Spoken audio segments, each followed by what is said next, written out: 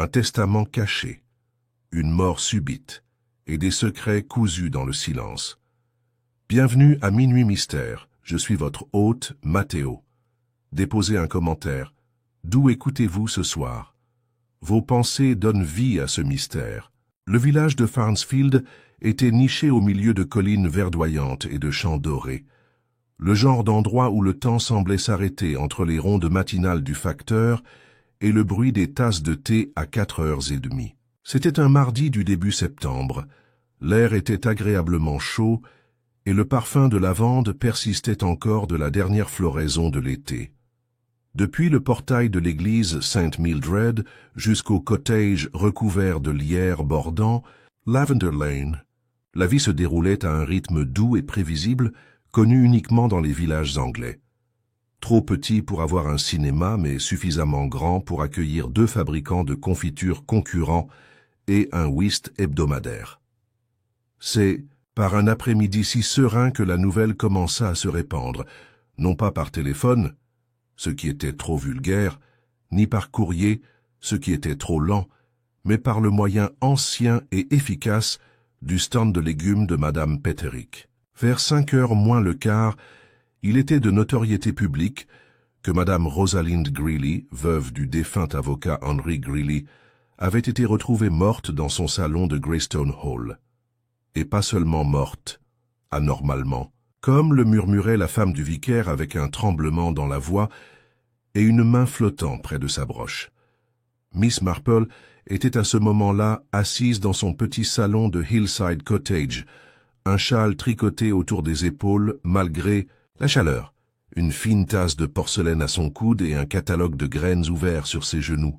Elle leva les yeux lorsque le jeune Leonard Cummings, le livreur de Webb's Grocers, arriva haletant avec son paquet de biscuits sablés et, plus important encore, les premiers potins de la journée. « Ils disent que la vieille Madame Greeley est fichue », rapporta-t-il à bout de souffle, trouvée allongée sur son tapis avec un air sur le visage, comme si elle avait vu le diable lui-même. Miss Marple ne sourit pas. Elle remua pensivement son thé. « Oh mon Dieu, dit-elle après une pause. Rosalind Greeley n'était pas une femme facile à surprendre. Si son expression était vraiment horrifiée, ce devait être quelqu'un en qui elle avait confiance. » Léonard cligna des yeux, émit un vague bruit d'accord et se précipita vers sa prochaine livraison, laissant derrière lui le sentiment particulier que l'harmonie paisible de Farnsfield avait été rompue, non pas par accident ou par maladie, mais par intention. Salle de pierre grise, la maison de la famille Greeley, était une maison en pierre d'une certaine ancienneté et d'une grande élégance, située sur une colline juste à l'extérieur du village proprement dit. Madame Greeley y vivait seule depuis le décès de son mari 6 ans plus tôt, à l'exception de la compagnie intermittente de sa femme de ménage, Madame Edith Barrow, et d'un défilé tournant de nièces, neveux et filleuls qui venaient lui rendre visite le week-end et restaient bien plus longtemps que bienvenus. L'agent Jeffers, un homme jeune et sérieux, doté de plus de force que de subtilité, était arrivé le premier, suivi peu après par l'inspecteur Cray de la police régionale. Cray était un grand homme qui aimait les montres de poche et les boîtiers simples. Il se tenait maintenant dans le salon, regardant fixement la forme de la veuve. Le docteur ne dit aucun signe de problème cardiaque, ni d'accident vasculaire, cérébral. Mais il y a des ecchymoses au cou, marmonna-t-il à moitié pour lui-même. Ça pourrait être une chute, ça pourrait être quelque chose de pire. Un coup d'œil à la pièce révéla peu de perturbations. Une tasse de thé tombée, un repose-pied renversé, et le tisonnier en laiton posé bizarrement sur le tapis, comme s'il avait été déplacé et non remplacé. Le testament, ou plutôt le Nouveau Testament, était sur le bureau à moitié plié et portant la main indubitable de Madame Greeley. Un paragraphe a été encerclé. Un autre avait été entièrement ancré. Ce que la police ne réalisait pas encore, et ce que Miss Marple allait bientôt savoir, c'est que Madame Greeley avait passé la semaine précédente à réécrire son testament en secret. Plus tard dans la soirée, le village s'est réuni dans sa cour informelle, le salon de thé appartenant à Madame Lillian Cripps, où la rumeur était assaisonnée de sucre et agitée jusqu'à ce qu'elle soit presque crédible. « J'ai toujours dit qu'elle connaîtrait une mauvaise fin », a déclaré M. Elston, le quincaillier local. « Trop de secrets dans cette famille. Son neveu reniflait l'héritage depuis des années. »« Et sa filleule aussi », ajouta Madame Tansley, la femme du boucher. Cette Charlotte, caracolant toujours comme si elle possédait l'endroit. Je ne pensais pas avoir remarqué à quelle fréquence elle partait avec des bijoux. Aucun signe d'effraction, marmonna quelqu'un près de la fenêtre. Ce doit être quelqu'un qu'elle a laissé entrer. Miss Marple, sirotant son thé au citron, avec une concentration tranquille, n'émit aucune opinion. Elle observa les visages, les tons, les ressentiments mesquins qui se transformaient désormais en une juste indignation. Elle savait, par expérience, que le meurtre dans un village n'était jamais simplement une question de cupidité ou d'impulsion. C'était une question de ressentiment. Vieille blessure, fierté blessée. Des péchés oubliés arrivent à échéance. Les Greeley étaient autrefois un pilier de Farnsfield. Henry Greeley, en tant qu'avocat, avait rédigé la plupart des testaments du village, réglé les différends concernant les haies et les dots, et avait même poursuivi un voleur de moutons une fois en 1934. Sa veuve avait été une figure moins populaire, fière, formelle, et apparemment désintéressée par les affaires quotidiennes de la vie du village. Pourtant, il y avait toujours eu des visiteurs, toujours du thé servi, des lettres envoyées, des invitations lancées. Il était bien connu qu'elle n'avait pas d'enfant, mais de nombreux jeunes étaient sous son aile. Trop peut-être. Lorsque le soleil de septembre commença à se coucher derrière les ifs du cimetière, Miss Marple avait pris sa décision. Elle sortit un vieux cahier du tiroir de son bureau, dont la couverture était usée par des années de manipulation soigneuse. Il y avait des noms. Pas de faits, pas de preuves, pas encore, mais des noms et des traits. Faiblesses humaines. Un penchant pour l'apitoiement sur soi par-ci, un caractère incontrôlé par là. Elle a commencé par les personnes les plus proches de feu, Madame Greeley, la nièce qui avait été chassée après une dispute, la filleule qui a pour habitude de vivre au-dessus de ses moyens, la gouvernante aux yeux fatigués et à l'affection du Porto. Elle a écrit sans hâte. Il n'y aurait pas d'urgence. La vérité dans le village, Miss Marple le savait, ne se révélait jamais dans la précipitation ou dans la colère, mais dans les confessions à l'heure du thé, les regards accidentels et le dénouement silencieux de mensonges trop délicatement liés pour être tenus. La veuve était morte avec un secret dans sa maison, et Miss Marple avait l'intention de le trouver. Farnsfield avait toujours excellé dans la suspicion discrète. Ce n'était pas le type impétueux vu dans les tabloïds de la ville ou parmi les étrangers dans les trains, mais le type distingué et bien brassé qui flottait dans l'air comme la fumée d'une cheminée. Mercredi matin, le village avait collectivement adopté le deuil de Madame Greeley, non par affection mais par habitude et par plaisir solennel de disséquer le malheur tragique des autres. Au Spindle and Spoon, le café du village près de la poste, la foule habituelle s'est rassemblée dans un doux murmure de conversation. Madame Lillian Cripps s'affairait derrière le comptoir, versant de la crème caillée sur des scones, tout en alimentant la pièce en morceaux de potin. « Ils disent que le testament était sur le bureau », a-t-elle déclaré à M. Elston, qui était arrivé avec son journal plié sous le bras mais n'avait pas encore lu un mot. « Et que quelqu'un l'avait trafiqué. C'est ce que j'ai entendu. » Il fronça les sourcils. « Trafiqué comment ?»« Des lignes barrées, apparemment. » répondit-elle en baissant la voix comme si les pâtisseries écoutaient, et quelque chose encerclé en rouge, comme si elle voulait changer quelque chose. Ce serait donc l'argent, dit M. Elston en connaissance. De cause, c'est toujours le cas. De sa place près de la fenêtre, Miss Marple remuait tranquillement son thé. Elle n'était pas venue pour les scones, pourtant excellents. Elle était venue pour écouter, et surtout pour regarder, car c'est dans les moments de choc communautaire que les gens se révélèrent le plus, souvent sans s'en rendre compte. À la table voisine était assise Charlotte Allwright, la filleule de Madame Greeley, Une jeune femme avec des chaussures à la mode et des yeux qui parcourèrent la pièce comme un oiseau sortant d'une cage. Elle était arrivée à Farnsfield seulement 15 jours plus tôt prétendument pour une visite reposante, mais n'avait pas caché son ennui. Sa présence aujourd'hui, les joues pâles et le foulard trop habilement noué pour le deuil, a attiré une attention considérable. « Elle est en train de le mettre », murmura Madame Tansley, la femme du boucher, à Miss Marple avec une légère inclinaison. « Cette Charlotte, cela se voit.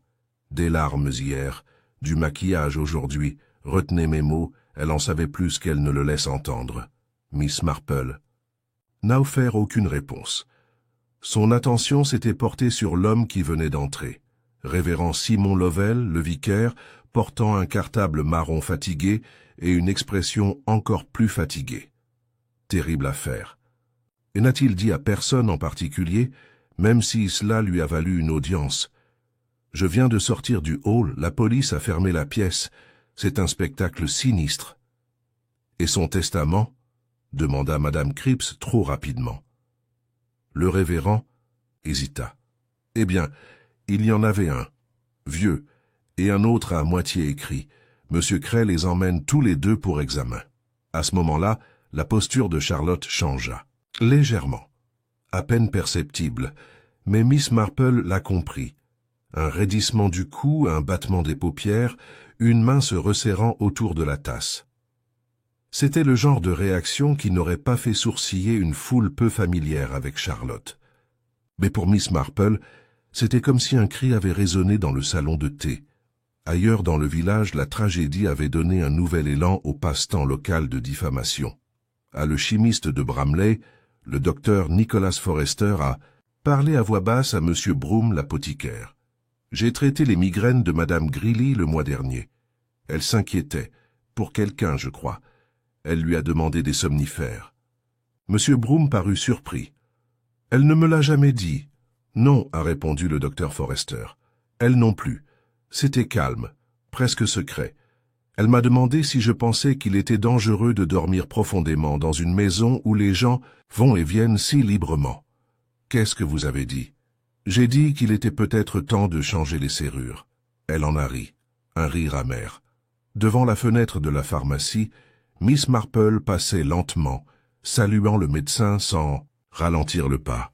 Elle n'avait rien entendu de la conversation, mais plus tard dans la soirée, elle en entendrait parler par son amie Dora Hemmings, qui l'avait entendu de sa cousine, qui jura que M. Broom avait mentionné quelque chose à propos des somnifères.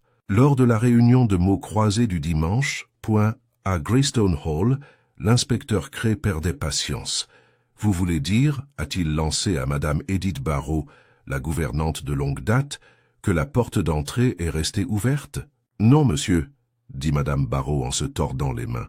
« Je veux dire, ça a toujours été laissé déverrouillé jusqu'à la tombée de la nuit. Madame Greeley n'aimait pas l'idée d'inviter attendant à la porte, même avec ses bijoux. Ou l'argent? Elle faisait confiance aux gens, monsieur. Enfin, à certaines personnes, telles que, Madame Barrow hésita, sa filleule Charlotte, bien sûr, et le jeune Henry Greeley, son neveu. Était-il en visite? Il est venu il y a 2 jours, a-t-elle admis. Ils se sont disputés. J'ai entendu des voix élevées. À propos de quoi? Je ne le saurais pas, monsieur. Je reste dans la cuisine. Mais elle a claqué la porte du salon après lui, et cette nuit-là, elle a à peine touché son dîner. Cray prit note. Et hier soir, je l'ai laissée avec son thé. Elle a dit qu'elle finissait quelque chose. J'ai supposé des lettres. Je l'ai trouvée ce matin. Elle avait l'air effrayée. Ce mot a touché une note chez Cray. Pas seulement mort, effrayé. Il ne s'agissait pas seulement d'un préjudice physique, mais également d'un préjudice psychologique. Il n'était pas du genre à deviner. Mais même lui pouvait le sentir. Quelque chose dans tout cela n'était pas clair. Ce soir-là, Miss Marple revint de ses courses et se promena lentement dans son jardin.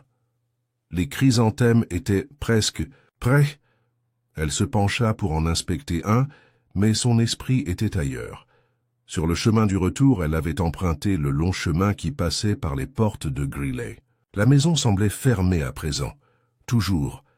Mais dans sa mémoire, il était vivant de voix, de légers frottements de porcelaine sur des tables polies, de bruissements de robes coûteuses et de pas qu'elle avait autrefois connus. Rosalind. Greeley n'était pas très appréciée, mais elle avait été respectée. Et Miss Marple, malgré toute sa douceur, respectait suffisamment les morts pour poser les questions que d'autres trouvaient gênantes. Elle entra dans son salon et reprit « Son cahier, pas Charlotte Allwright, filleule, soucieux du style, peut-être en situation d'insécurité financière, entendu exprimer sa frustration concernant un héritage futur, réaction à la volonté, notable. Henry Greeley, neveu, dispute avec Rosalind 2 jours avant. Aucun deuil, visible. Antécédent connu de dette, MME. Brouette, femme de ménage fidèle. Il a dit, elle avait l'air effrayée. J'en savais peut-être plus. DR, forestier. Visite concernant les problèmes de sommeil. Mentionne quelqu'un qui inquiète. OMS, elle fit une pause. Le type de tueur le plus dangereux, pensa-t-elle, n'était pas celui qui frappait avec rage. C'était celui qui croyait que l'acte était justifié, voire pratique. Et si Rosalind Greeley avait réécrit son testament, elle aurait dû le savoir. Quelqu'un ne le prendrait pas bien. Le document, à moitié terminé.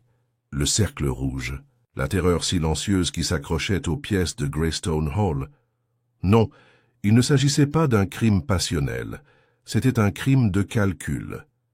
Et cela avait commencé, soupçonnait Miss Marple, non pas la nuit dernière, mais des semaines. Auparavant, lorsque quelqu'un avait réalisé que le testament de la veuve allait changer et que le temps était compté.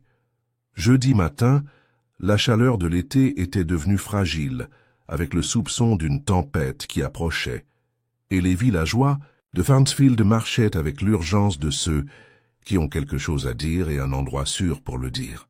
Les fleurs sur le green avaient commencé à se faner à cause de la négligence. Même les oiseaux semblèrent plus prudents. La mort à Greystone Hall avait changé l'air, l'avait rendu fragile par la tension et la suspicion silencieuse. Tout le monde avait quelqu'un en tête. Et tout le monde, semblait-il, avait une théorie.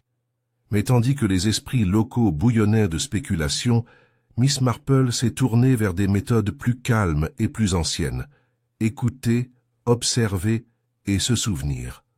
Ce matin-là, elle visita l'église, non par piété, même si Miss Marple n'était certainement pas irréligieuse, mais parce que le révérend Lovell était l'un des rares hommes du village à comprendre à la fois la discrétion et le pouvoir du silence. Elle le trouva dans son bureau derrière la nef, penché sur un plateau de correspondance. « Ah, Miss Marple, dit-il avec un doux sourire, vous êtes venue pour vous rassurer ou pour obtenir des informations? Les deux ne s'excluent sûrement pas mutuellement, monsieur Lovell, a-t-elle répondu avec une pointe d'humour. Il lui fit signe de s'asseoir en face de lui et lui proposa du thé, qu'elle refusa. Madame Greeley était une femme de réputation sévère. Commença Miss Marple en ajustant ses gants, mais ses craintes n'étaient pas imaginaires. Je comprends qu'elle a demandé votre conseil le mois dernier. Il se pencha en arrière, troublé. Elle l'a fait, en toute confiance, bien sûr. Bien. Sûr, dit doucement Miss Marple. Mais il y a des occasions où la discrétion devient un fardeau. Lorsqu'il s'agit de partager ce qui est pertinent, pourrait empêcher d'autres dommages. Je ne demande pas ses aveux, seulement si elle semblait avoir peur. Elle était perturbée, a déclaré le révérend Lovell après un long moment. Pas de peur au sens dramatique du terme, mais perturbée. Elle était en train de revoir son testament, dit-elle. Elle avait apporté des changements. Quelque chose lui avait fait sentir que le moment était venu de ranger les choses. A-t-elle mentionné quelqu'un en particulier? Pas de nom. Seulement qu'elle avait pris conscience, comment dit-elle, de faux sourires autour du thé et de yeux avides derrière des mots gentils. Miss Marple hocha lentement la tête. Vous a-t-elle laissé quelque chose? Une lettre? Des instructions en cas de décès? Rien d'officiel. Mais elle m'a demandé de confirmer discrètement que son testament original était toujours valable, au cas où quelque chose arriverait à la version mise à jour. Elle a été très claire sur ce point. Et le nouveau? Elle prévoyait d'en avoir un témoin dans la semaine à venir. Miss Marple cligna des yeux. Puis elle est morte, juste avant que cela n'arrive. Il hocha gravement la tête. Et cela, révérend Lovell, est précisément le genre de timing qui suscite toujours mon intérêt. Plus tard dans l'après-midi, Miss Marple s'est rendue chez le drapier de High Street, pas à proprement parler pour les courses, mais parce que Charlotte Allwright était là. La jeune femme se tenait au comptoir, doigtant des échantillons, de tissus, soit violette et gabardine bleu marine, et parlant de son ton habituel. Pas de noir, merci. Le deuil ne me convient pas. J'ai besoin de quelque chose de digne, pas de morne. Le drapier, un petit homme aux lunettes épaisses et, à l'air déférent, proposa des suggestions murmurées. Miss Marple, parcourant une table de kits de broderie, écoutait attentivement. « Bien sûr, tout est si soudain », a poursuivi Charlotte. « Tante Rosalinde allait bien la veille, en parlant de planter des roses d'hiver et de réorganiser la salle du matin.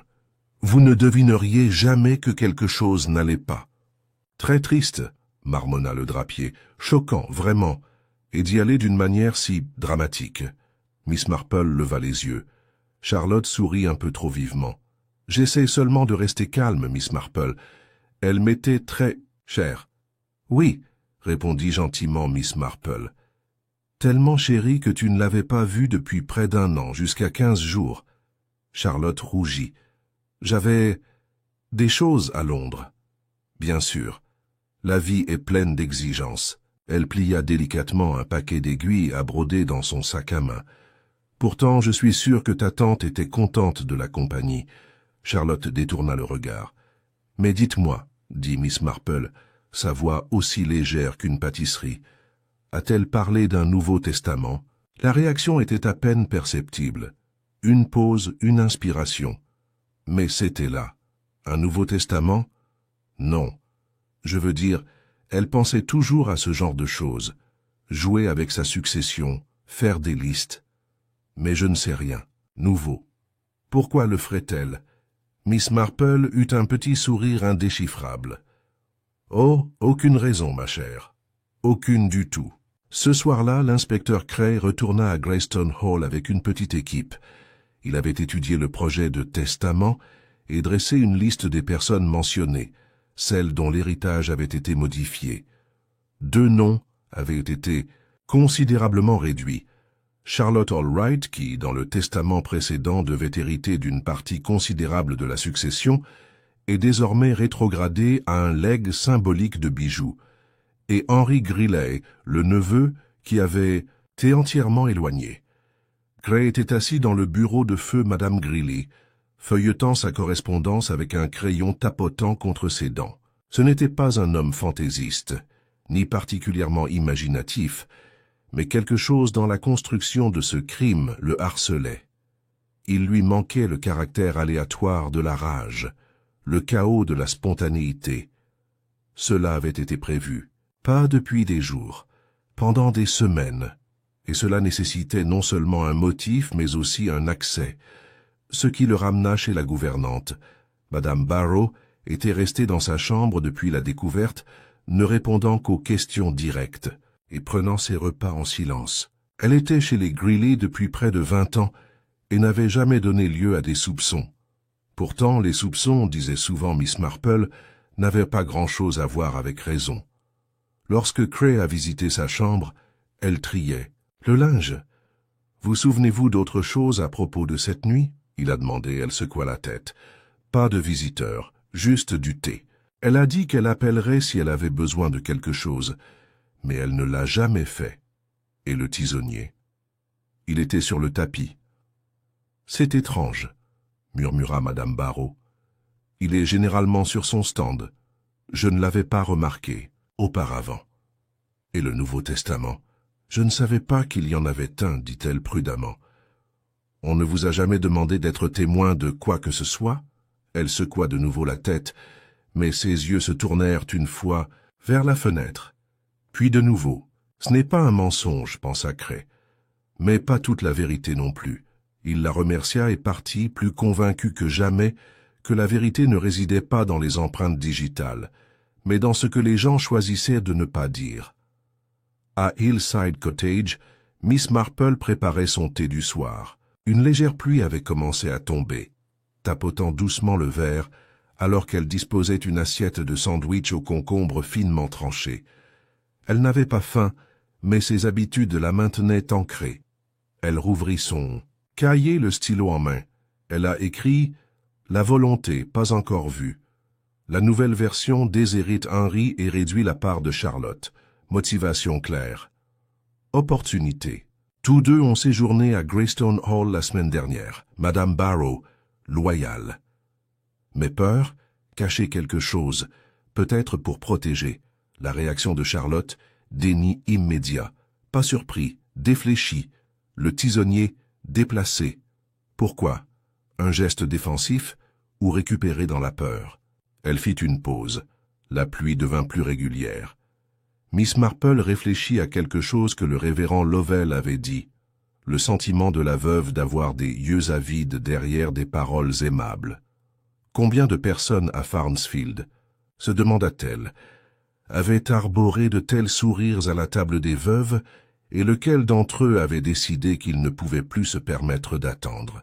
Vendredi matin, le vent avait tourné et la pluie de la nuit précédente avait laissé un éclat scintillant sur les pavés et les haies. L'air de Farnsfield était vivifiant, ce qui faisait que les villageois marchaient d'un pas vif et parlaient, à voix basse, comme si la mort de Madame Grillet avait légèrement renversé le monde. Il y avait maintenant un sentiment, non seulement de chagrin, mais aussi de révélation imminente.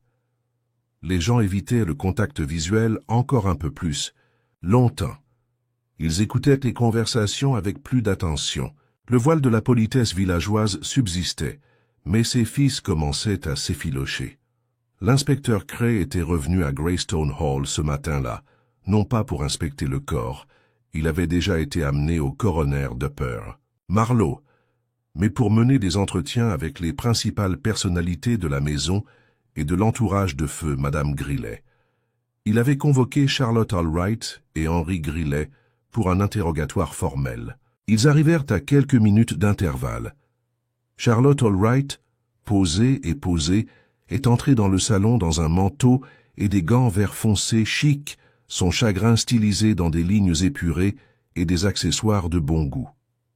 Elle regarda le service à thé couvert, intact depuis la mort de la veuve, avec une sorte de dégoût.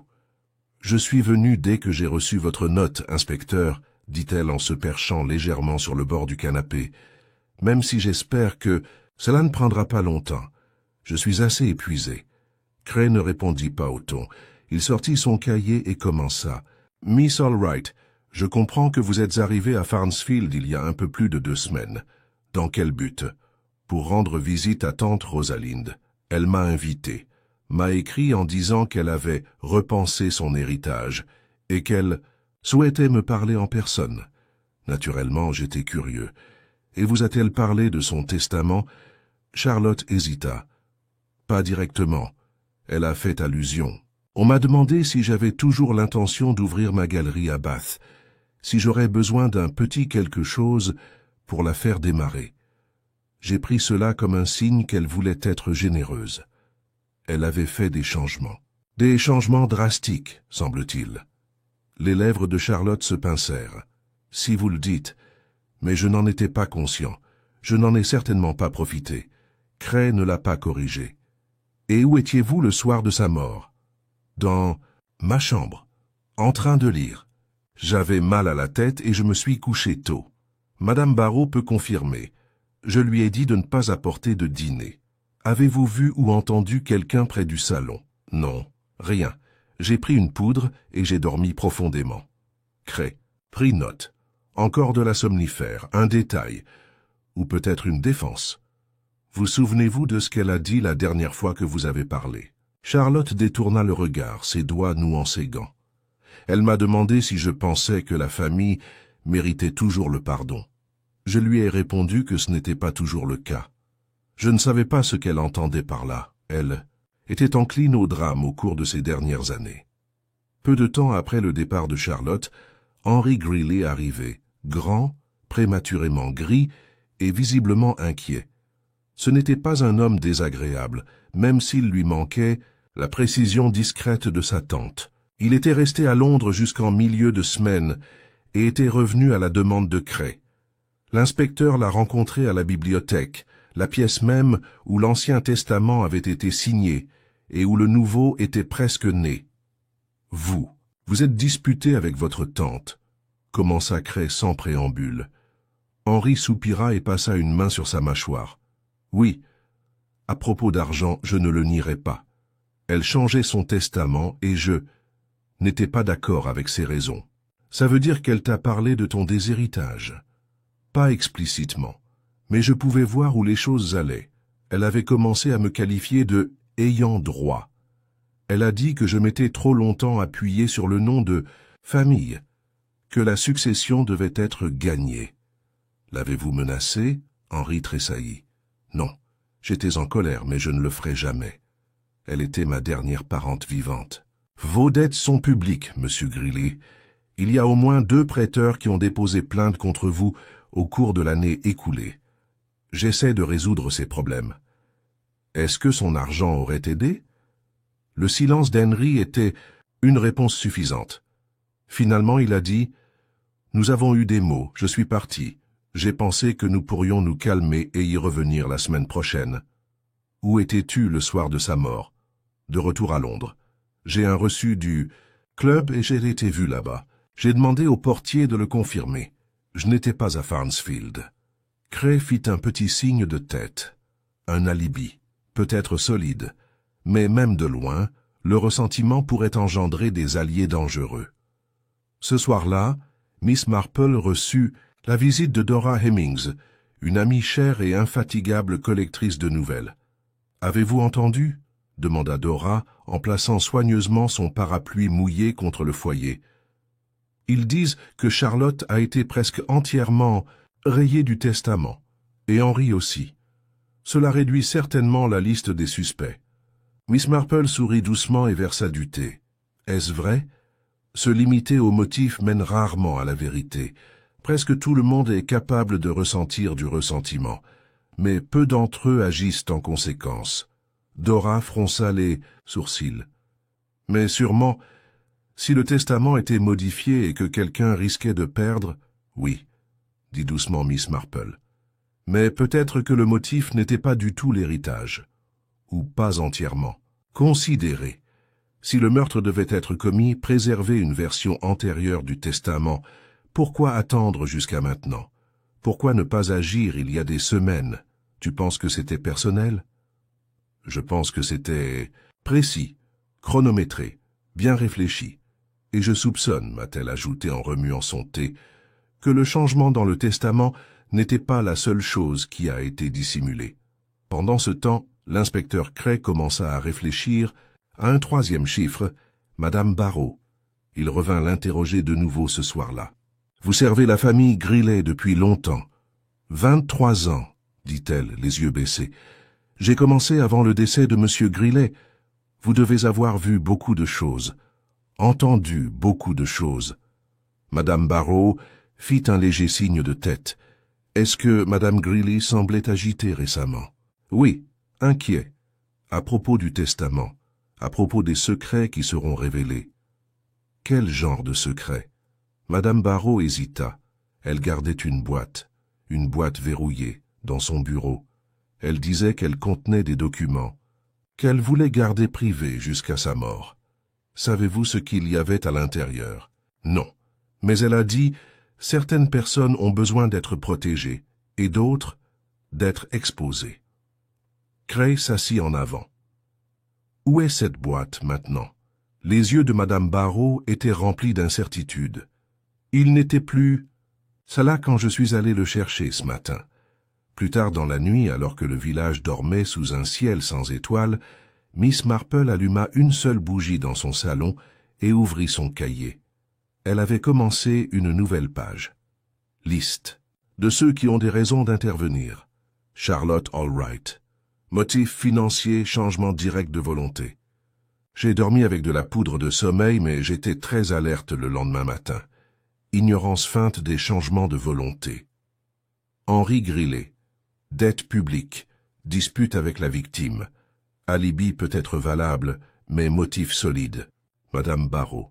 Le plus proche de la victime, accès aux chambres. Documents. Motif émotionnel inconnu. Peut-être protecteur. Fait inconnu. Si des documents disparaissent, peut-être quelqu'un en dehors du cercle connu, quelqu'un qui a quelque chose de plus profond à perdre que l'argent. Elle fit une pause, son stylo flottant. Le meurtre était propre, pas frénétique. Le placement du tisonnier, le testament à moitié écrit, la boîte manquante, il racontait une histoire. Pas de rage, mais d'intention. Et à Farnsfield, l'intention se manifestait toujours avec courtoisie, cachée dans les replis de vieilles amitiés et de regrets amers. Le jour suivant s'est levé avec un ciel gris et vigilant suspendu au-dessus, des toits de Farnsfield et un vent violent qui a fait trembler les portes du jardin. La plupart des villageois restaient à l'intérieur, regardant dehors avec le vague malaise qui s'installe dans un endroit après qu'un décès soit devenu trop calme pour être ignoré. À Greystone Hall, l'air était encore plus froid. Non. Pas à cause du temps, mais à cause de l'absence de sa maîtresse, qui avait autrefois dicté chaque tirage de rideau et chaque seau de charbon avec une efficacité de fer. Miss Marple, enveloppée dans son doux manteau de laine bleue et serrant son sac à main avec la fermeté familière, avait pris sur elle de visiter le hall. Pas officiellement, bien sûr. Miss Marple n'a jamais agi officiellement, mais plutôt sous les auspices de présenter ses condoléances à Madame Barrault et de lui demander si elle pouvait faire quelque chose. L'inspecteur Cray, après quelques hésitations initiales, ne lui avait pas interdit sa visite. Il n'était pas idiot. Il comprit que la présence de Miss Marple dans une maison était comme un courant d'air provenant d'un vieux bureau. Cela perturbait les choses. Et s'il y avait de la poussière à remuer, elle la remuerait. Madame Barrault a ouvert elle-même la porte, les yeux rouges, mais secs. « Merci d'être venue, Miss Marple. Je l'apprécie. » Ils entrèrent dans le salon qui avait été rangé depuis l'incident, même si l'aura de perturbation subsistait. Les meubles avaient l'air un peu trop agencés, le foyer un peu trop propre. L'absence se répercutait dans le poli même du buffet. Miss Marple regarda autour d'elle avec une douce curiosité. Une si belle pièce! Il y a tellement de caractère du personnage de Madame Greeley ici, tout est à sa place. Oui, murmura. Que Madame Barrault. Elle n'aimait pas le désordre. Elle disait que cela révélait une faiblesse morale. Miss Marple sourit gentiment. Je pense plutôt qu'il y a quelque chose d'admirable dans la propreté, même si cela permet parfois de repérer plus facilement ce qui n'est pas à sa place. Madame Barrault parut surprise, et pendant un bref instant, quelque chose apparut sur son visage, des remords ou de l'anxiété. Miss Marple laissa passer le moment. « Tu l'aimais beaucoup, je pense. »« Elle m'a donné une vie, » dit doucement la gouvernante. « Après la mort de mon mari, je n'avais aucune perspective. Pas d'argent. Madame Greeley m'a accueilli. Depuis, je suis ici. Ce genre de loyauté est rare, et j'imagine que cela vous a rendu très attentif à ses routines. Elle était très précise, ce qui rend les écarts d'autant plus curieux. » Madame Barrault fronça les sourcils. Le regard de Miss Marple se tourna vers le coin près du bureau. Est-ce que ce repose-pieds était toujours sur le côté gauche de la chaise? La gouvernante cligna des yeux. Non, pas d'habitude. Elle l'a gardé à droite, pour son panier à couture. Miss Marple hocha la tête pensivement. Je vois. Curieux. L'a-t-elle bougé la veille? Je n'ai pas remarqué. Mais je n'ai pas fait le ménage ici ce matin-là. Elle m'a demandé de rester dehors. Est-ce qu'elle faisait souvent cette demande? Madame Barrault hésita. Seulement lorsqu'elle avait des lettres à écrire, ou des visiteurs, qu'elle ne voulait pas expliquer. Miss Marple pencha légèrement la tête. Et a-t-elle reçu une telle visite ce jour-là? Je ne le saurais pas, madame, Mais vous pourriez le deviner, dit doucement Miss Marple. En vous basant sur le service à thé, les yeux de la gouvernante s'écarquillèrent légèrement. Il restait 2 tasses, dit Miss Marple, sa voix toujours douce. Et la théière avait été remuée mais pas lavée. Quelqu'un s'est assis avec elle cet après-midi-là. Quelqu'un qu'elle connaissait assez bien pour ne pas l'annoncer, mais pas assez bien pour lui offrir le dîner. Et ils se sont probablement assis là où repose maintenant le repose-pied. Les mains de Madame Barrow se resserrèrent sur son tablier. « Je ne fouinais pas », a ajouté Miss Marple. « C'est juste que les gens en révèlent souvent plus dans leurs absences que dans leurs discours. » Madame Barrow déglutit. Elle ne voulait pas que je le sache. Mais oui, quelqu'un était là. Je n'ai jamais vu qui. J'ai seulement entendu la voix. Une voix d'homme. J'ai supposé que c'était Henri, mais maintenant, je ne suis pas sûr. Est-ce que ça aurait pu être quelqu'un d'autre? Il y a quelques hommes en qui elle avait confiance. Monsieur Forrester, le médecin, était souvent là. Et le vicaire. Mais ce n'était ni l'un ni l'autre. Cette voix, elle était plus jeune, impatiente. Miss Marple a pris une petite note dans son esprit. Est-ce qu'il manquait quelque chose après? Je n'ai pas remarqué, sauf que... Elle hésita. Il y avait une photo qui avait disparu, de son bureau. Quel genre de photographie? Un modèle familial? Vieux. Je m'en souviens parce qu'il y avait le jeune maître Henri dedans. À l'époque où il n'était qu'un garçon. Elle l'avait dans un cadre argenté. Et elle ne l'aurait pas déplacé elle-même? Elle était particulière à propos des choses. Ce cadre était toujours au même endroit. Miss Marple est partie peu de temps après, son esprit réfléchissant déjà aux implications. Une photographie manquante, un repose-pied décalé, une tasse de thé non lavée. Elle reprit lentement le chemin du retour à travers le village, ses pensées tournoyant. Au bord du green, elle s'arrêta brièvement pour parler avec Dora Hemmings, qui, fidèle à son habitude, connaissait le contenu exact de la dernière conversation chez le poissonnier. « Tu ne croiras pas ce que j'ai entendu, Jane, » dit Dora, d'une voix feutrée. Le jeune Henri, il demande quelque chose que sa tante gardait dans le bureau, quelque chose de verrouillé. Fermé? Apparemment, il y a un petit tiroir caché dans le buffet. L'inspecteur ne l'a pas remarqué tout de suite. Mais Henry a posé des questions à ce sujet. C'est ce qui les a poussés à chercher. L'ont-ils trouvé? Ils l'ont fait. Mais c'était vide. L'expression de Miss Marple n'a pas changé, mais ses pensées se sont aiguisées. Une photographie manquante, un tiroir caché, et quelqu'un, qu'Henry ou un autre, qui savait exactement ce qu'il cherchait. Ce soir-là, l'inspecteur se montra plus réceptif à la compagnie de Miss Marple. Il avait passé la majeure partie de la journée à réexaminer les déclarations des témoins, et il avait commencé à soupçonner que les lignes épurées de l'affaire cachaient quelque chose de bien plus trouble en dessous. « Il n'y a aucun signe d'effraction », a-t-il déclaré en arpentant la bibliothèque, « et aucun signe de lutte, juste le bleu sur le cou, qui aurait pu provenir d'une poussée ou d'une chute, ou quelque chose de plus. » Miss Marple écoutait tranquillement. « Au début, je pensais que c'était la volonté, » a poursuivi Cray, « mais maintenant, je me demande si c'était complètement autre chose. Quelque chose qu'elle trouvait ou était sur le point de le révéler. Ou peut-être, dit doucement Miss Marple, quelque chose qu'elle était sur le point de faire. Restaurer. » Cray fit une pause. « Considérez ceci. Une femme révise sa volonté de punir l'ingrat. Elle fait des allusions aux personnes concernées. Puis, soudain, un visiteur arrive. La conversation tourne au vinaigre. Une vieille photographie disparaît. Qu'aurait pu montrer cette photographie? L'inspecteur plissa les yeux. Un indice sur l'identité de quelqu'un?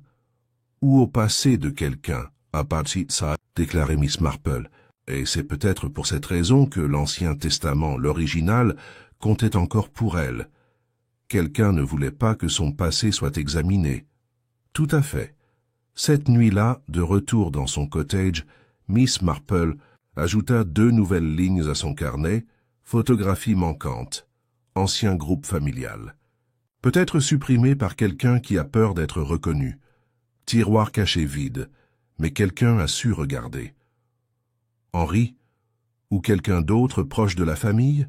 Elle posa son stylo et regarda le jardin, où un chat marchait silencieusement, sur la pelouse, chassant quelque chose d'invisible. Miss Marple avait toujours cru que dans chaque meurtre, il y avait un moment, un petit moment, où le masque tombait. Un tremblement dans la voix, une empreinte oubliée, une question venue trop tôt. Et elle l'avait déjà vue dans les silences qui remplissaient désormais Greystone Hall. La clé du mystère, soupçonnait-elle, ne résidait pas dans la version la plus récente du testament, mais dans quelque chose de plus ancien. Quelque chose soigneusement effacé, et la personne qui avait effacé était toujours présente. Le vent avait de nouveau tourné samedi matin, bruissant les branches à l'extérieur de Hillside Cottage et balayant les feuilles humides le long du chemin de l'église. Un sentiment de devoir de rendre compte planait sur le village, une pause dans le rythme de la vie quotidienne, comme si Farnsfield lui-même retenait son souffle. Dans son salon, Miss Marple était assise sur ses genoux, ses broderies intactes, les yeux fixés sur les flammes de l'âtre.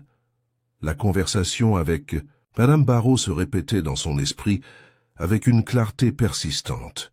Un homme avait rendu visite à Rosalind Greeley l'après-midi précédant sa mort, de manière inopinée, non mentionnée et inconnue. Et même si Madame Barrow avait essayé de suggérer Henry Greeley, son hésitation trahissait le doute. Miss Marple n'avait pas l'intention d'écarter la possibilité que quelqu'un extérieur aux suspects immédiats ait franchi les portes de Greystone Hall. L'indice n'était pas dramatique, mais là encore, le meurtre l'était rarement. Le véritable indicateur de culpabilité, selon l'expérience de Miss Marple, n'était pas l'acte de violence, mais le changement subtil du comportement humain qui l'entourait. Cet après-midi-là, elle se dirigea vers le parc du village, où la guilde des femmes organisait sa vente mensuelle de linge dans la salle paroissiale. Ce fut un événement discret, atténué cette fois par la récente tragédie. Les nappes en dentelle, les sachets cousus à la main et les pots de confiture, recyclés au couvercle décoratif, étaient exposés avec soin, même si personne ne semblait avoir envie d'acheter. Le murmure habituel d'une conversation polie avait cédé la place à des regards réservés et à des phrases à moitié terminées. Charlotte Allwright était là, sans surprise, faisant une démonstration élaborée de stoïcisme alors qu'elle feuilletait un panier de foulards vintage. Lorsqu'elle aperçut Miss Marple, elle lui offrit un sourire cassant. « Je viens juste prendre l'air », dit-elle spontanément. « Je pensais que ce serait mieux que de rester seule dans cette maison. »« Comme c'est très sensé, » répondit Miss Marple en ajustant la broche à son col. « Le chagrin s'installe souvent plus lourdement dans les pièces familières. » Charlotte fit un petit signe de tête distrait. « J'imagine que Greystone doit se sentir plutôt vide maintenant, » a poursuivi Miss Marple. « Je leur ai demandé de me laisser rester une semaine supplémentaire. Il y a des questions à régler, des arrangements, de la paperasse. Bien sûr, rien d'officiel jusqu'à ce que l'aspect juridique soit résolu. En effet, » a déclaré Miss Marple. « Et je suppose que vous êtes entrée et sortie du bureau pour vous occuper des affaires de l'avocat ?»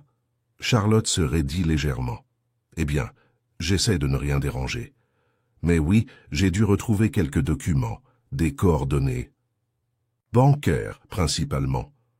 J'imagine que c'est dans cette même pièce que votre marraine a reçu son dernier visiteur, dit doucement Miss Marple, presque comme s'il s'agissait de ragots sur les roses de jardin.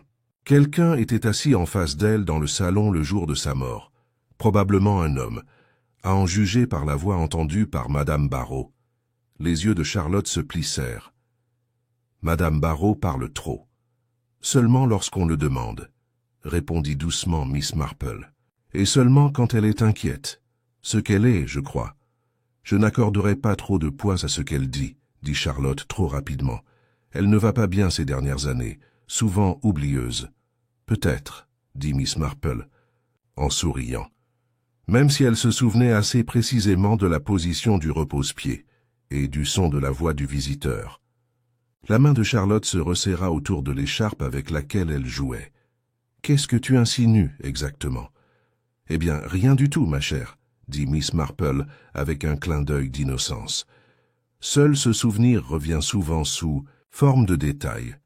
Et je trouve curieux que votre marraine puisse recevoir un homme en privé, le jour où elle a été retrouvée morte, et pourtant personne, pas même sa propre filleule, ne l'a nommée. » Charlotte rougit et se détourna sous prétexte d'examiner un pot de crème au citron.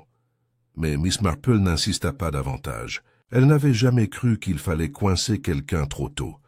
La culpabilité, si elle existait, avait besoin d'espace pour se déployer. Ailleurs ce jour-là, l'inspecteur Cray avait convoqué Henry Greeley au poste du village. Le jeune homme avait une nouvelle fois confirmé son alibi en présentant une lettre de vérification de son club londonien. Pourtant, Cray sentait quelque chose de réservé dans son attitude, quelque chose de retenu. « Vous avez clairement indiqué que vous ne bénéficiez pas des décisions finales de votre tante », a déclaré Cray en arpentant le petit bureau. « Mais la dispute que vous avez eue, ce n'était pas seulement une question d'héritage, n'est-ce pas ?» Henry était assis, rigide, les mains croisées sur ses genoux. Elle m'a accusé d'avoir trahi sa confiance. C'est tout ce que je dirais. Cray fronça les sourcils. Ce n'est pas une petite accusation, monsieur Greeley. A-t-elle donné une indication de la raison pour laquelle elle y croyait? Henry hésita. Il y avait quelque chose dans une lettre. Elle prétendait qu'elle avait été volée.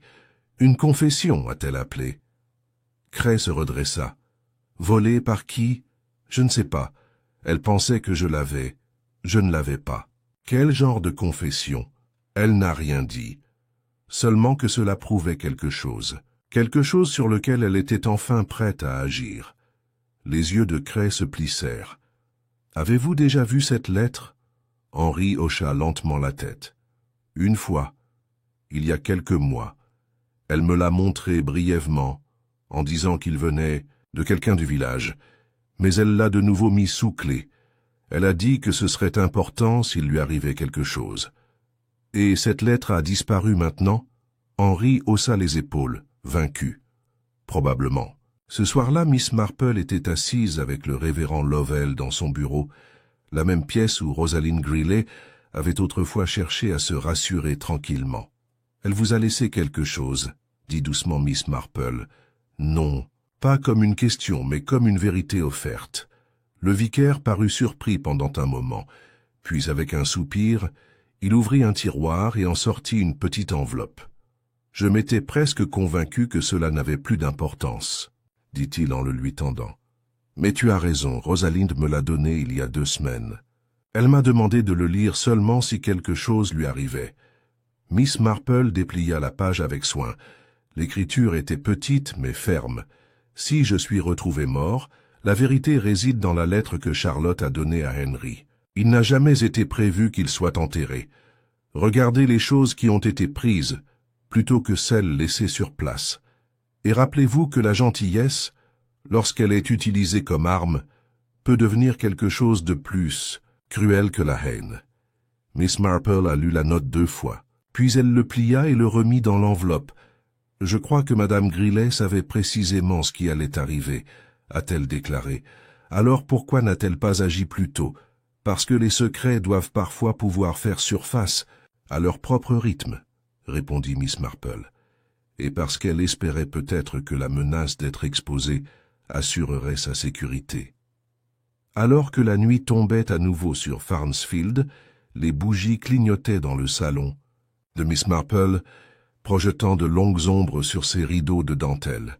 La tempête était passée, mais quelque chose de plus sombre persistait.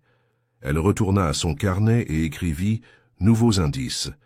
Visiteur inconnu, vu uniquement par le son, assis dans le salon le jour du décès, connu de la victime.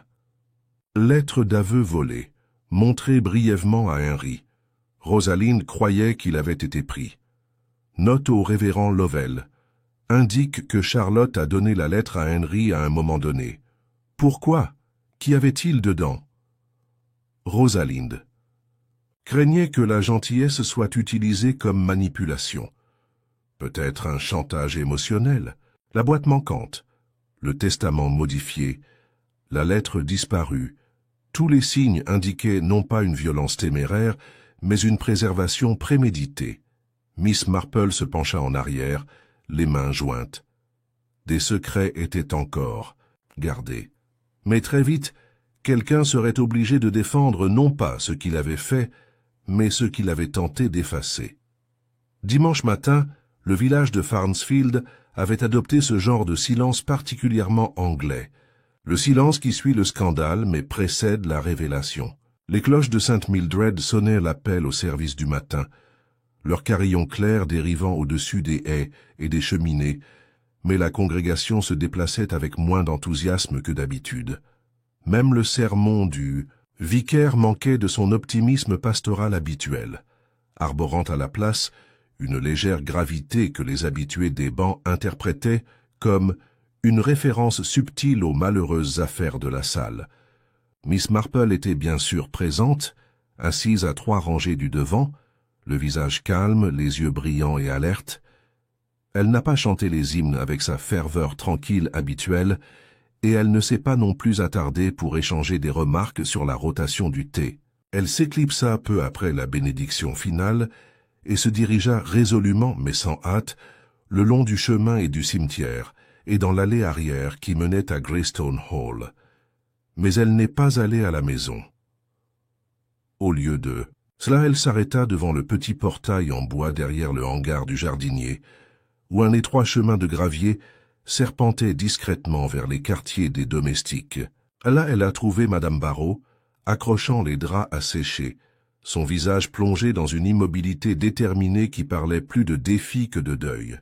« Bonjour, Madame Barrow », la salua Miss Marple. « J'espère que je ne suis pas intrusif. »« Pas du tout, Miss Marple, même si je ne peux pas imaginer ce qu'il y a à dire de plus. »« Je pensais davantage à ce qui n'a pas encore été dit, » répondit doucement Miss Marple, « et peut-être à propos de certaines choses prises plutôt que laissées derrière. » Les mains de Madame Barrow s'arrêtèrent sur la pince à linge. « C'est à dire la lettre manquante, entre autres choses. » Elle se tourna et regarda directement Miss Marple. « Qu'est-ce que tu veux savoir ?»« Ce que dit la lettre, » répondit doucement Miss Marple. « Pas les mots exacts, mais la vérité qu'il contenait, parce que sans cela je crains que nous ne comprenions jamais pourquoi Madame Grillet a dû mourir. » Le vent tirait sur l'ourlet du tablier de Madame Barrow alors qu'elle se tournait vers les draps. Pendant un long moment, elle ne dit rien. Alors, c'était une confession, de la part d'un membre de la famille. Elle n'était pas signée, mais Madame Grillet a dit qu'elle savait qui l'avait écrite. Elle parlait d'un enfant né en secret il y a de nombreuses années. Miss Marple attendit. Elle a dit que la lettre avait été glissée sous sa porte une nuit juste après le Nouvel An. Elle me l'a montré le lendemain matin, ses mains tremblaient. Elle a dit, ça voulait dire que la personne qu'elle avait toujours protégée lui avait menti. Et elle l'a montré à Henri.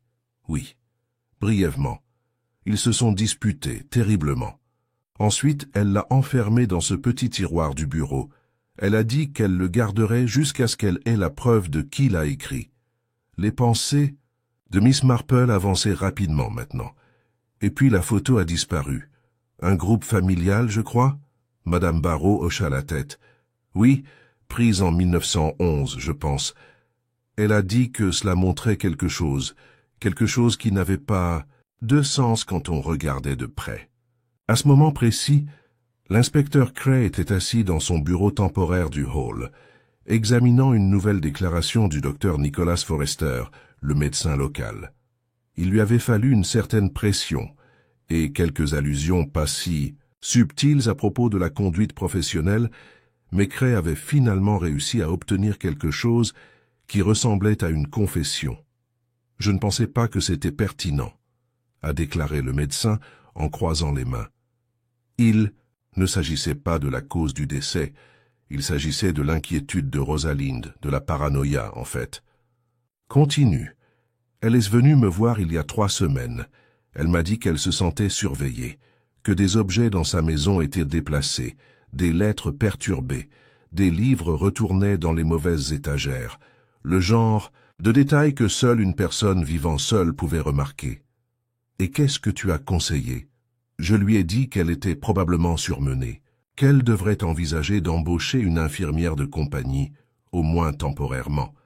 Elle a refusé. Elle a dit qu'elle ne faisait plus confiance à personne.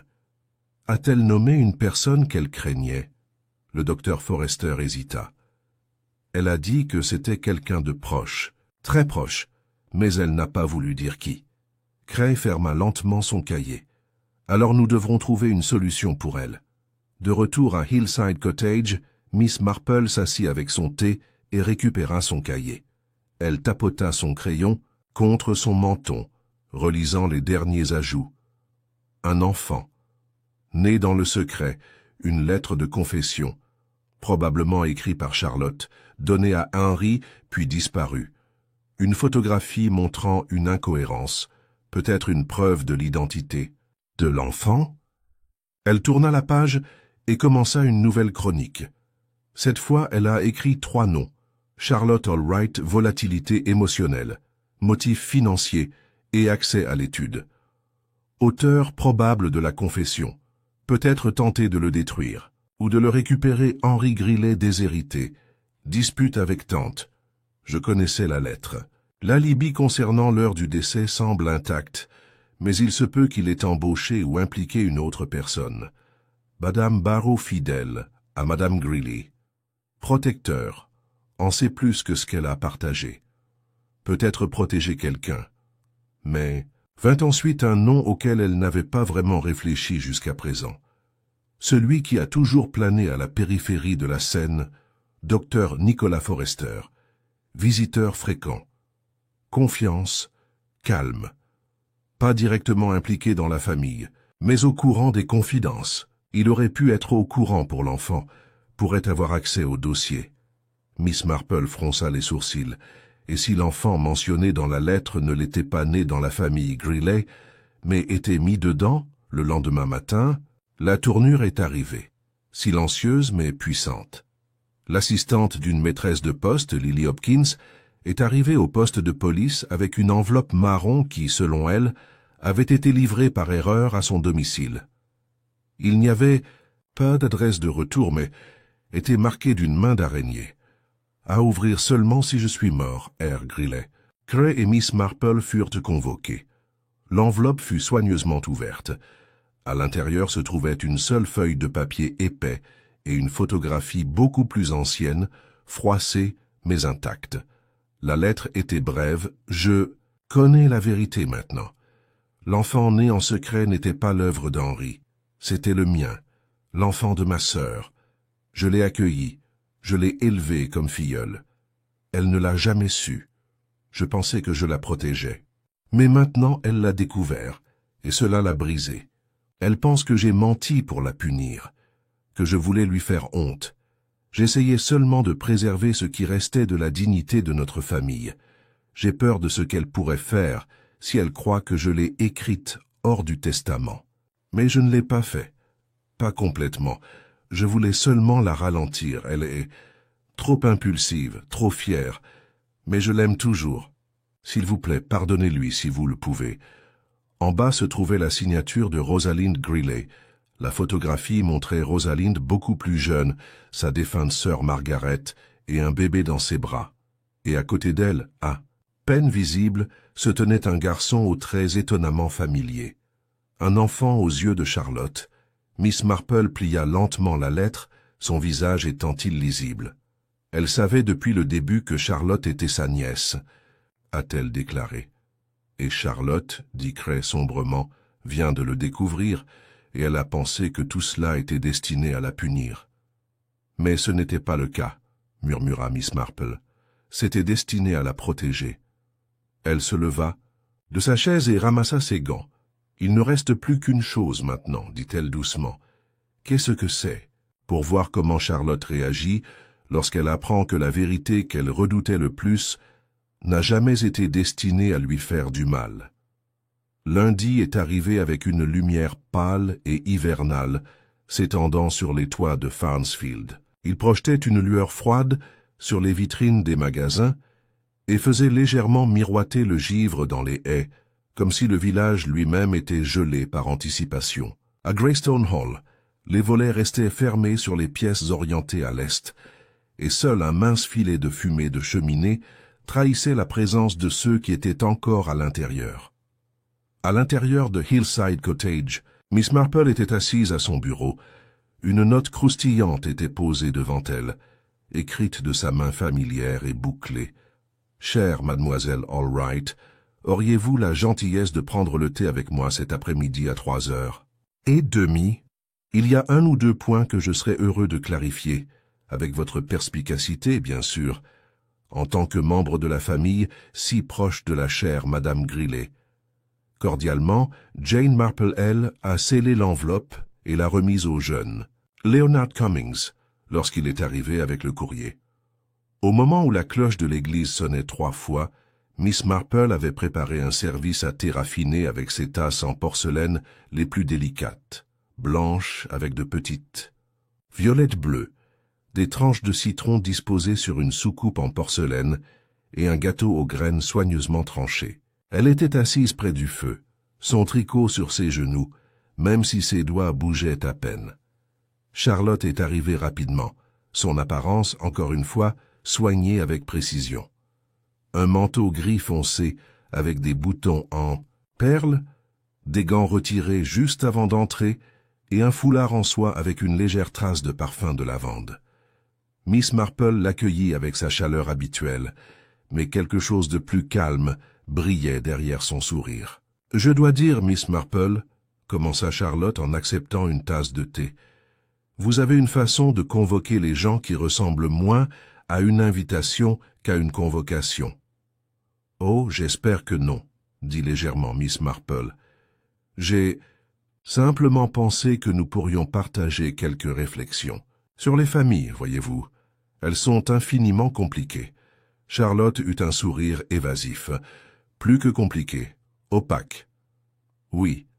Et pourtant, même les secrets qui semblent opaques ne sont jamais vraiment cachés, seulement mal interprétés. Elle versa le thé avec une grâce exercée. Votre marraine, par exemple, gardait beaucoup de choses près de sa poitrine, mais pas méchamment. Je soupçonne qu'elle essayait d'épargner de la douleur à quelqu'un. Charlotte détourna le regard, puis revint. Si telle était l'intention, cela a échoué. Miss Marple la surveillait attentivement. Elle croyait que l'amour exigeait de la retenue, mais la retenue est souvent confondue avec du jugement, surtout lorsque les personnes que nous aimons sont orgueilleuses ou blessées. Charlotte ne dit rien. « Je me demande, » continua Miss Marple en posant doucement sa tasse sur sa soucoupe, « si vous pensiez qu'elle vous avait déshérité pour vous faire du mal. » Charlotte tressaillit. Juste légèrement. Miss Marple laissa le silence s'étendre un moment avant de continuer. Mais elle ne l'a pas fait. Elle ne vous a pas retiré de son testament, Charlotte. Elle a réduit votre héritage pour vous forcer à faire une pause, à réfléchir. La version finale du testament, si elle avait été signée, vous laissait toujours le hall. Charlotte cligna des yeux. Je ne te crois pas. Mais c'est vrai. L'inspecteur Cray a trouvé sa lettre, celle qu'elle a envoyée au révérend Lovell, et avec elle une photo de vous bébé dans les bras de sa sœur. Un battement passa, puis un autre. Charlotte restait immobile comme du marbre, mais ses jointures blanchirent autour de la délicate tasse en porcelaine. Elle savait, Charlotte, depuis le début, que tu étais sa nièce, l'enfant de ta mère. Elle t'a élevée comme filleule pour protéger ta réputation et la mémoire de ta mère. Mais tu as découvert la vérité, n'est-ce pas? D'une manière ou d'une autre, le silence s'approfondit. Une bûche dans la cheminée craquait doucement, et le parfum du zeste de citron s'élevait du thé. « J'ai trouvé la lettre, » dit enfin Charlotte. « Il y a des semaines, caché derrière un tiroir de son bureau. Je ne le cherchais pas, je cherchais des relevés bancaires. Et puis, le voilà. » Sa voix était plate, sa posture trop immobile. Ce n'était pas signé, mais je le savais. Ma mère, Margaret, avait toujours été une ombre dans la maison, On en parlait, mais jamais complètement. Et tout d'un coup, tout a pris un sens. Pourquoi j'ai été élevé comme une invitée et non comme une fille? Pourquoi j'ai été envoyé à l'école, en vacances? Je n'étais pas sa filleule. C'était un secret. Ce n'est pas un secret, ma chère, dit gentiment Miss Marple. Un héritage. Charlotte rit amèrement. Elle pensait qu'elle me protégeait, mais c'était comme une punition. Toutes ces années, toutes ces décisions prises sans me dire qui j'étais. Et donc tu l'as confrontée. Oui, a admis Charlotte. Je n'ai pas pu m'en empêcher. Je lui ai montré la lettre. J'ai exigé des réponses. Et elle n'a rien dit. Elle m'a juste regardé comme si j'avais échoué à un examen, comme si je l'avais déçue en lui demandant même. Miss Marple hocha la tête d'une voix douce. Et pensais-tu qu'elle allait te radier du testament à cause de ça? Les yeux de Charlotte brillèrent. Je ne savais pas ce qu'elle ferait. Elle est devenue distante. Froid. Elle a mis la lettre sous clé et a dit qu'elle ne reverrait plus jamais la lumière du jour. J'ai paniqué. Êtes-vous retourné au bureau ce soir-là? Charlotte hésita. J'y suis retourné le lendemain, dit-elle à voix basse. Pendant qu'elle était dans le jardin avec Madame Barrow, j'ai ouvert le tiroir, mais la lettre avait déjà disparu. Je pensais qu'elle l'avait déplacée ou détruite, et quand elle m'a appelé ce soir-là pour prendre le thé, elle a fait comme si de rien n'était. Et puis, elle a dit qu'elle voulait parler demain, qu'elle avait pris certaines décisions. Son ton était définitif. Les larmes montaient désormais aux yeux de Charlotte. Je pensais qu'elle avait l'intention de me renier, qu'elle avait encore changé le testament. Je n'avais pas les idées claires. Je suis allé dans sa chambre, cette nuit-là. Mais elle était déjà au lit. Je me tenais à sa porte. Je ne pouvais pas entrer. Miss Marple lui tendit la main. « Tu ne lui as pas fait de mal, Charlotte. »« Je ne l'ai pas fait, » dit-elle, la voix brisée. « Je le jure. » Miss Marple lui offrit un mouchoir. « Je te crois, » dit-elle doucement. « Mais quelqu'un d'autre a profité de cette nuit pour s'assurer que la vérité ne vous parvienne jamais. Quelqu'un qui était au courant de la lettre, qui craignait ses implications. » Charlotte leva les yeux. « Tu penses qu'Henri l'a pris? Je pense qu'Henri craignait les conséquences de cette lettre sur sa propre réputation, sur son héritage, sur tout ce qu'il pensait être en sécurité. À ce moment-là, on frappa à la porte. Miss Marple se leva et l'ouvrit à l'inspecteur Cray, qui entra avec une petite boîte en fer blanc. « Nous avons trouvé cela enterré au pied du mur du jardin derrière Greystone Hall, » a-t-il déclaré. Quelqu'un s'était donné beaucoup de mal pour le cacher. Il contenait la lettre manquante et la photographie originale. Il se tourna vers Charlotte. La lettre n'est pas signée, mais elle est de la main de votre mère. Elle confirme tout ce que Miss Marple a dit. Mais plus important encore, elle confirme que vous aviez toutes les raisons de croire que vous aviez été trahi. Charlotte restait immobile, comme si l'air avait quitté la pièce. Puis, lentement, ses épaules s'affaissaient. « Je ne l'ai pas tué, » répéta-t-elle, cette fois non pas pour se défendre, mais pour se libérer. « Non, » dit Miss Marple. Mais quelqu'un a essayé de faire croire que c'était possible. Cette nuit-là, Miss Marple était assise dans son salon longtemps après l'extinction du feu. La vérité était presque entière, mais pas encore entièrement dévoilée. Il restait une dernière pièce, quelque chose de subtil, enfoui, non, pas dans un tiroir ou un mur, mais dans le comportement de quelqu'un qui était resté trop silencieux pendant trop longtemps. Elle rouvrit son carnet et écrivit « Quelqu'un a déplacé cette photo. Quelqu'un qui a reconnu ce que cela révélait. Quelqu'un qui craignait non seulement d'être exposé, mais aussi d'être déplacé. » Et en marge, elle a écrit un nom définitif, un nom qu'elle testerait le matin.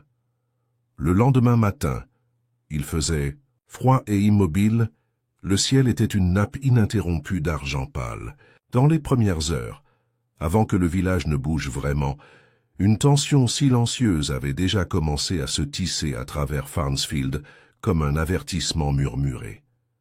Quelque chose arrivait, quelque chose de longtemps retenu, maintenant prêt à percer la surface polie des manières et de la civilité de l'heure du thé.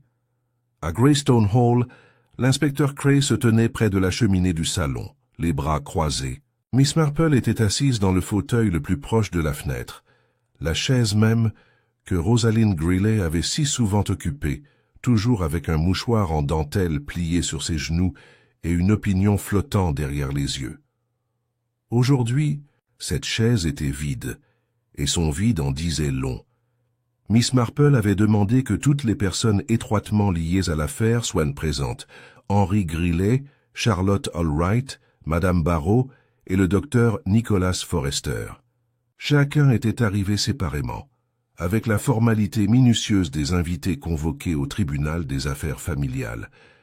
Personne ne savait vraiment à quoi s'attendre, mais personne n'avait osé refuser. L'inspecteur s'éclaircit là, gorge alors que l'horloge sonnait 10 heures. « J'ai accepté de laisser Miss Marple parler en premier », a-t-il déclaré. « Elle a des idées. » Henry émit un son doux et moqueur. « Bien sûr qu'elle le fait. » Miss Marple lui lança un regard non, méchant, mais totalement dénué d'indulgence. « Monsieur Greeley, » commença-t-elle de sa voix douce et ferme, « vous avez dit un jour que vous n'aviez jamais vu la lettre dont parlait votre tante, celle qu'elle croyait avoir été volée. Mais ce n'était pas la vérité, n'est-ce pas ?» Henry fronça les sourcils. « C'était en partie vrai. »« Non, » dit Miss Marple, toujours douce, « c'était un mensonge. » Un silence tendu s'ensuit. « Vous l'avez vu, a-t-elle poursuivi. Votre tante vous l'a montré, cela vous a profondément perturbé, car cela menaçait le fondement de tout ce que vous croyiez sur votre famille, sur vos droits. Elle a fait tort. » « Un des déclarations farfelues, » dit-il avec raideur. « Pas sauvage, » corrigea Miss Marple. « C'est vrai, la lettre confirmait que Charlotte n'était pas simplement une filleule, mais la nièce de Rosalind, l'enfant de sa défunte sœur Margaret. Et cela signifiait que Charlotte, et non vous, était l'héritière légitime aux yeux de votre tante, non pas à cause de l'argent, mais à cause du sang. » La mâchoire d'Henry se serra, continua Miss Marple. Votre tante ne vous avait pas entièrement déshérité, mais elle en était venue à douter de votre caractère, en particulier après avoir appris que vous aviez fait une fausse déclaration sur vos finances et tenté d'emprunter sur une propriété que vous ne possédiez pas encore. Elle avait eu l'intention de modifier le testament et de nommer Charlotte comme son successeur à Greystone Hall. « Elle n'en avait pas le droit, » dit sèchement Henry. « Elle avait parfaitement le droit, » répondit doucement Miss Marple. « Tu n'as toujours pas prouvé que j'avais quelque chose à voir avec sa mort, » dit-il sèchement. « Non, » dit-elle. « C'est parce que vous ne l'avez pas tué. » Cela a surpris tout le monde, même Cray. L'expression d'Henry faiblit. « Qu'est-ce que tu dis ?»« Vous êtes bien sûr coupable de malhonnêteté, » a déclaré Miss Marple, « et d'avoir essayé de récupérer la lettre pour vous protéger. Mais vous étiez à Londres la nuit où votre tante est décédée. Votre club l'a confirmé tout comme le portier. Ce que vous avez fait, c'est parler de la lettre à quelqu'un d'autre, quelqu'un que vous pensiez pouvoir vous aider. » Charlotte jeta un coup d'œil vers lui, surprise. « OMS ?» Miss Marple tourna son regard vers la dernière silhouette présente dans la pièce, Dr Nicholas Forrester. Le médecin, qui était jusqu'alors resté silencieux et impassible, bougea sur son siège. « Vous rendiez souvent visite à Madame Greeley ?» dit Miss Marple, apparemment pour sa santé, mais plus souvent, je pense, parce qu'elle se confiait à vous. « J'étais son médecin, » dit calmement Forrester. « Oui, » dit Miss Marple, « et peut-être plus que cela. Peut-être un homme qui avait autrefois aimé Rosalind ou envié son influence. Un homme qui s'est retrouvé entraîné dans une confiance qu'il n'avait pas recherchée, mais qu'il a trouvée pratique. » Forrester haussa un sourcil. « Pratique. Vous étiez au courant de la lettre. Vous aviez vu la détresse de Rosalind, et vous aviez pris conscience de la dynamique changeante de sa maison. Vous saviez que Charlotte avait appris, ou avait deviné, la vérité. Et vous saviez que Rosalind se préparait à mettre à jour son testament pour la refléter. Je n'ai eu aucune implication. Vous y aviez accès, Dr Forrester, dit Miss Marple, sa voix toujours calme. Et vous aviez un mobile. Je ne pense pas que vous ayez eu l'intention de tuer au début. Vous aviez l'intention de récupérer la lettre, peut-être même de la détruire avant qu'elle ne puisse nuire à Henry ou ternir la famille. Les yeux de Charlotte s'écarquillèrent. Vous l'aidiez? Henry s'était confié au docteur Forrester, a déclaré Miss Marple. Il considérait le médecin comme un personnage neutre. Mais ce qu'il ne réalisait pas, c'est qu'une fois que vous avez vu la lettre vous-même, une fois que vous avez lu son contenu, vous saviez qu'elle ne déplacerait pas simplement Henry. Elle impliquerait toi. Le docteur Forrester pâlit. C'est absurde. Est-ce que c'est, dit doucement Miss Marple. La lettre révélait la paternité de l'enfant, mais elle ne mentionnait pas votre nom, n'est-ce pas? Parce que Rosalinde ne l'a jamais su. Mais vous l'avez su. Vous saviez que Charlotte était votre fille, n'est-ce pas? Un souffle collectif retenu dans la pièce. Le docteur Forrester n'a pas parlé. Miss Marple continua doucement. Vous avez courtisé Margaret Greeley bien avant qu'elle ne quitte le village. Une affaire tranquille. Une affaire que votre famille désapprouvait. Peut-être, elle a quitté Farnsfield subitement. 1 an plus tard, elle était morte, laissant l'enfant avec Rosalinde. Vous racontez des contes de fées, dit Forrester d'une voix rauque. Non, a déclaré Miss Marple, je suis la nature humaine. Vous saviez qui était Charlotte, et lorsque vous avez réalisé que Rosalinde pourrait la nommer comme héritière, non pas comme filleule, mais comme parent, vous avez eu peur que cela révèle tout. Non seulement votre indiscrétion de jeunesse serait révélée, mais votre position de médecin du village serait irrévocablement endommagée. Charlotte le regardait maintenant, les yeux écarquillés. « Vous êtes entré dans la maison sous prétexte, a déclaré Miss Marple. Vous avez attendu que Rosalinde soit seule, et lui ai parlé doucement dans le salon. Peut-être vous a-t-elle dit qu'elle avait envoyé une lettre au révérend Lovell, qu'elle avait placé la lettre et la photographie dans une boîte en fer, blanc pour qu'elle soit ouverte en cas de décès. Et c'est ainsi que vous avez agi, pas violemment. Il n'y avait aucun signe de lutte, mais de manière décisive. Peut-être une poussée, peut-être un oreiller. Quelque chose de rapide. Vous avez pris la lettre et la photo et les avez cachées dans le jardin. L'inspecteur Cray s'avança. Nous avons trouvé vos empreintes digitales sur la boîte, sous la terre. Et le jardinier dit qu'il vous a vu près du mur le matin même et a dit que vous étiez en train d'examiner les arbustes. Forrester ne dit rien. La voix de Charlotte brisa le silence. « Tu savais, tout ce temps ?» Il la regarda. Quelque chose brillait dans ses yeux. Culpabilité, chagrin, fierté. « Je ne voulais pas tout perdre, » murmure-t-il. « Pas encore. » La voix de Miss Marple était douce. « Mais en essayant d'enterrer la vérité, docteur, vous avez perdu la seule personne qui aurait pu vous pardonner. » Il ferma les yeux. L'inspecteur Cray s'avança.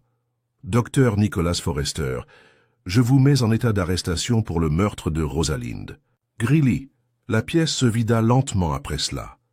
Henry partit avec raideur, le visage illisible. Charlotte restait derrière, toujours assise, l'expression distante. Miss Marple lui toucha la main. « Ta marraine t'aimait, » dit-elle doucement. Elle n'a jamais arrêté. Charlotte hocha lentement la tête. « Je le sais maintenant.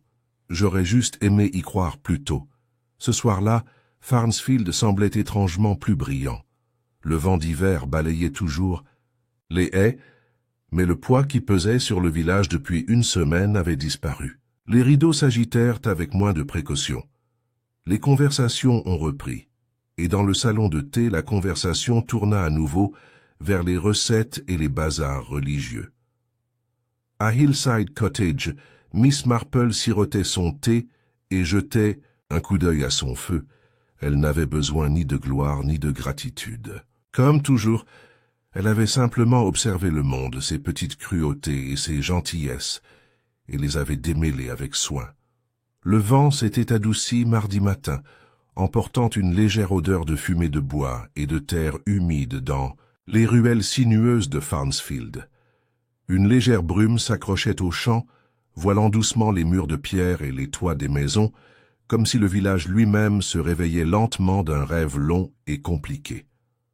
La nouvelle de l'arrestation ne s'est pas répandue de la manière dramatique à laquelle on pourrait s'attendre. Farnsfield n'avait pas besoin de faire la une des journaux ou de crier au scandale. Au lieu de cela, les faits se sont déroulés à la manière tranquille de toutes les vérités du village, superposées à des remarques sur la météo, murmurées derrière des rideaux de dentelle et tissées dans les accalmies des conversations matinales au salon de thé de Madame Cripps. « Imaginez, Dr Forrester », murmurait quelqu'un avec étonnement. Et la réponse était toujours la même, un signe de tête solennel et « mais il a toujours semblé si gentil ». À salle de pierre grise, les pièces avaient commencé à prendre une autre tranquillité. Pas le silence étrange d'une maison interrompue par la violence, mais le vide d'une maison en transition. La police avait terminé ses interrogatoires, ne mettant sous scellé que quelques éléments de preuve. Et le reste, meubles, livres, portraits, avait regagné sa position comme des témoins silencieux, attendant un nouveau chapitre. Charlotte Allwright y résidait désormais seule, mais pas indéfiniment. Elle n'avait pas encore décidé si elle resterait à Farnsfield ou retournerait à Londres. Mais pour le moment, elle se déplaçait tranquillement dans la maison, comme pour renouer avec une version du passé qui ne lui avait jamais été racontée. La vieille photographie lui avait été restituée, débarrassée de la terre du jardin, et conservé dans un nouveau cadre argenté. Il se trouvait maintenant sur le bureau du salon, à côté d'un mouchoir en lin plié et d'un vase de roses fraîchement disposé. Sa mère, Margaret, regardait l'imprimé jauni avec des yeux calmes et entendus. Et Charlotte, le bébé dans ses bras, regardait désormais le monde avec un héritage retrouvé. Miss Marple n'était pas du genre aux cérémonies, mais elle a assisté au petit service commémoratif organisé au nom de Rosalind Greeley. C'était un lieu modeste et de bon goût, situé entre les murs en pierre pâle du St. Mildred, où des plaques de laiton poli portèrent les noms de familles remontant à des siècles. Le révérend Lovell a parlé clairement et avec chaleur. « C'était une femme qui gardait ses vérités, » dit-il doucement, « mais non sans raison. Elle vivait dans la dignité, et elle aimait, peut-être plus profondément que nous ne l'avions jamais imaginé. Souvenons-nous non seulement de sa détermination, mais aussi de son pardon et de son espoir que ceux qu'elle a laissés derrière elle puissent trouver la paix dans la vérité. » Miss Marple resta assise tranquillement pendant l'hymne final, ses mains gantées posées sur ses genoux, son regard fixé non pas sur l'autel, mais sur les visages autour d'elle. Henry Greeley était absent, étant retourné à Londres à la suite de son embarras public et de sa disgrâce privée. Charlotte était assise 2 rangées devant, calme mais en larmes. Et le docteur Forrester, qui attend actuellement son procès, à Oxford, n'a été mentionné qu'en silence. Après le service, Miss Marple a échangé quelques mots avec Dora Hemmings, a gracieusement fait un signe de tête au vicaire et est partie sans faire d'histoire. Elle ne s'est pas attardée à la réception et n'a parlé longuement à personne.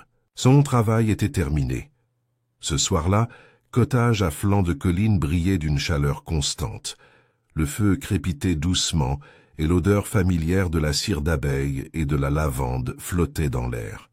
Sur la petite table à côté de sa chaise, le carnet de Miss Marple était fermé.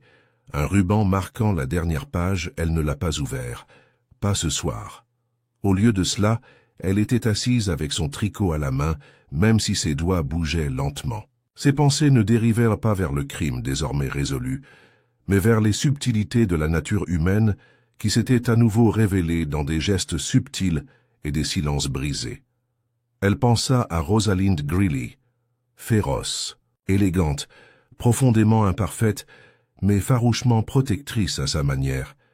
Elle était morte avec des fardeaux non résolus, mais avait laissé derrière elle les morceaux de vérité nécessaires à la guérison. Et elle pensa à Charlotte, en colère, blessée et fière, mais maintenant peut-être plus douce, plus doux au lendemain de la découverte. Miss Marple espérait que la jeune fille resterait à Farnsfield. La salle aurait besoin d'une nouvelle vie dans ses couloirs, de rire dans ses salons et de quelqu'un pour s'occuper à nouveau de sa roseraie. Plus tard, dans la semaine, Charlotte est venue l'appeler. Elle est arrivée dans un manteau bleu ardoise et un modeste chapeau, l'amertume, qui s'accrochait autrefois à elle, maintenant tempérée par la réflexion. Miss Marple l'accueillit avec un pot de Darjeeling et un pain aux groseilles frais. Et pendant un moment, ils parlèrent de trivialités. Le temps, le changement de saison, les premiers perce-neige repérés près de la porte de l'église. Finalement, Charlotte est devenue sérieuse. « Je voulais vous remercier, » dit-elle d'une voix calme. « Pas seulement pour ce que vous avez découvert, mais aussi pour la façon dont vous l'avez géré. Vous ne m'avez pas fait honte, ni ne l'avez condamné. » Miss Marple secoua doucement la tête. « Personne ne gagne rien à la honte, ma chère. Nous portons tous nos secrets. Certains sont nés de la peur, d'autres de l'amour. La seule question est de savoir combien de temps nous choisissons de vivre sous leur ombre. » Charlotte détourna le regard. « C'était mon père, et je ne l'ai jamais su. Vous le savez maintenant, » dit Miss Marple en versant une autre tasse. « Et c'est quelque chose. Tu as beaucoup perdu, Charlotte, mais tu as aussi gagné en clarté. Et la clarté, comme le thé, se prend mieux forte, et sans trop de sucre. » Charlotte sourit, la moindre trace s'enroulant au coin de sa bouche. « Je pense que je vais rester, » dit-elle enfin. « Au moins pendant un moment. Le hall a besoin d'attention, et peut-être que moi aussi. Il y a quelque chose d'enraciné là-dedans. » Miss Marple hocha la tête, les yeux pétillants. « Tout à fait.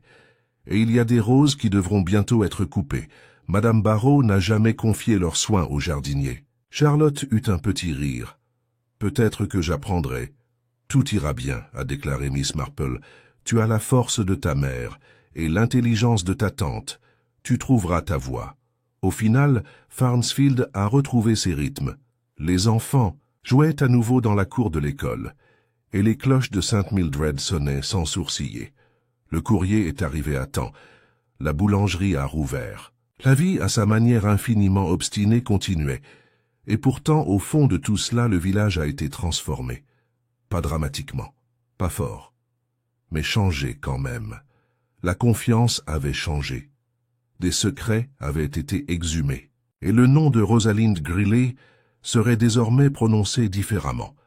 Non plus avec distance ou désapprobation, mais avec un respect discret. Miss Marple n'a jamais révélé à personne ce qu'elle avait d'abord soupçonné, ni quel indice final l'avait convaincue. Ce n'était pas sa façon de faire. La vérité, croyait-elle, était comme un bon fil, destiné à être tiré doucement jusqu'à ce que tout le vêtement se révèle.